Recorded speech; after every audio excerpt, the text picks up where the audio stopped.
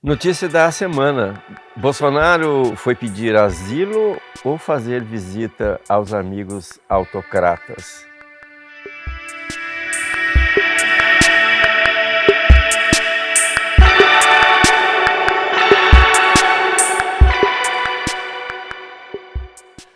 Essa semana, um fato inusitado ocorreu.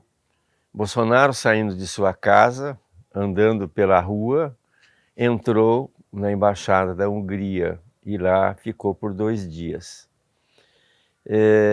A Hungria, talvez ele tenha ido lá, como ele mesmo disse, visitar os velhos amigos, que inclusive o primeiro-ministro da Hungria, ele o chama de irmão.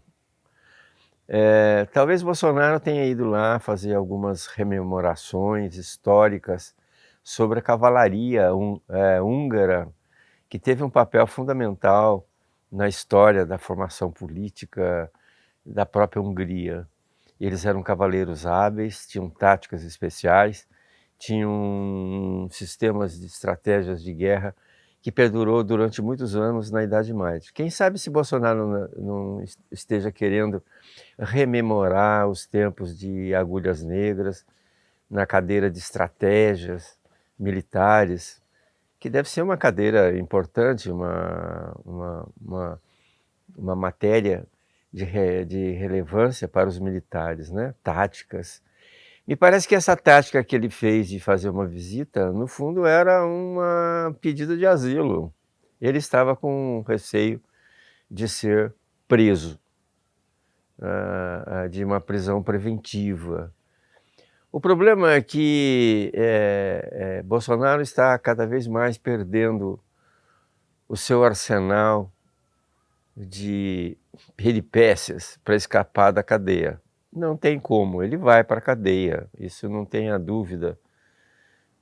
Não sabemos quando e qual será a pena, mas isso é um fato inegável. O que já demonstra um pouco a sua perda de popularidade, com referência à recente pesquisa em que foi perguntada às pessoas o que achavam sobre a questão da anistia. E 63% da população é contrária à anistia. A anistia que foi ele que criou essa ideia de anistia, né?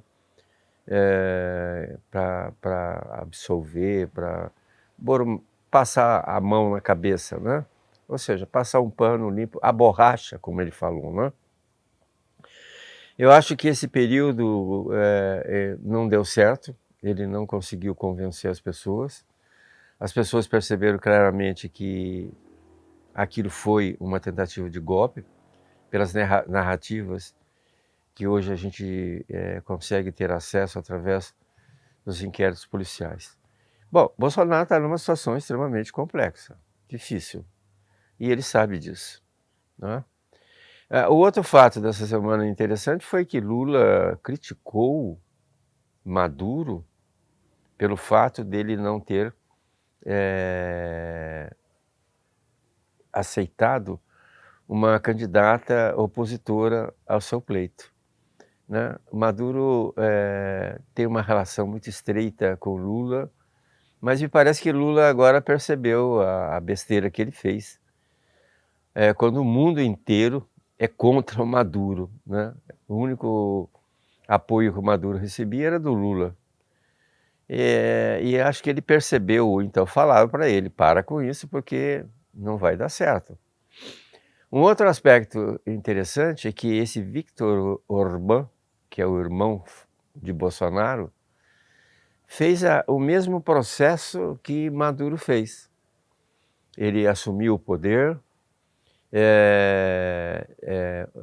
instrumentalizou o judiciário, o Congresso, do mesmo jeito que o Maduro fez na Venezuela, né? Eleito pelo povo, democraticamente, como o Orbán também foi eleito, né? Foi indicado, né? Num regime democrático, ele é primeiro-ministro, ele foi indicado pelo presidente, que foi eleito por um processo democrático. Os dois são democráticos, à sua maneira, né? Maduro se considera um líder democrático e Orbán também.